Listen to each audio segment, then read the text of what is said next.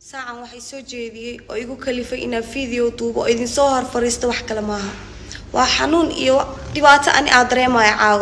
dhibaatadeedana waxa dareemi karo wiil walba gabar ay la dhalatay ma fahanteen ana inta soo ooy karo waa soo ooyay inta rafaadi karo waa soo rafaaday inta la igu gumaysan karo videoga madaxiisa waa la igu gumaystay lacag iga baxday waqti iga baxay wax kasta waa iga baxay laakiin maanta wax kasta la igu gumaysan jiray banaanka yimaadeen ma fahanteen videogan waxa iga duubay nacas dhalay oo ay oo kalaba pastor oo soo dhaweystay oo walaal ii saaxiib midna aana gelin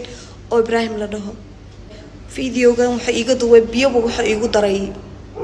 kaniin ma lahayn wax daawo oo igu daray anyway videoga buu iga duubay waxa sameeyay oo igu rikaateen jira asi kaligiisna igu murid kaateen jirino cadeynteedana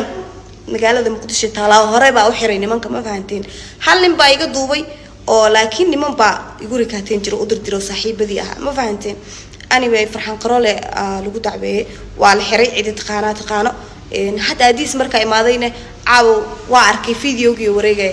anyway haduu sharci jiro Soomaalina jirto oo gabar walaashiin ahay oo idin damkhanayo oo ii damkhanaysan please maanta garab idinka ahaan ma haystaani garab idinka ahaan ma haysto gabar la farxmeeyo ama la qasbaanin anigu ma horeen maanti walaasha bay hore ugu soo dhacday ama waxun baa ku dhici karo walaasha iga soo qaad booskeeda iga soo qaad adiga kugu dhici kartaa abaa please xumaan ha ii fahmin anoo hadaa naag wax aniga sameey ahay please fiiri videoga waa aragtay sax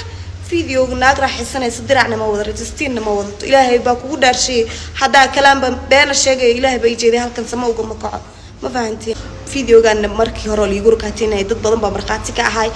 oo social media ku jiro loo seeba marxaati ka ahay baabajay baa marxaati ka ahay mursal baa marxaati ka ahay wax cusub maaha please garab idinka ahaan ma haysto waa bariya please hadii aad gabar Soomaaliyeed ahay oo ay damkhaneysaan oo aad jirkiina kamid ahay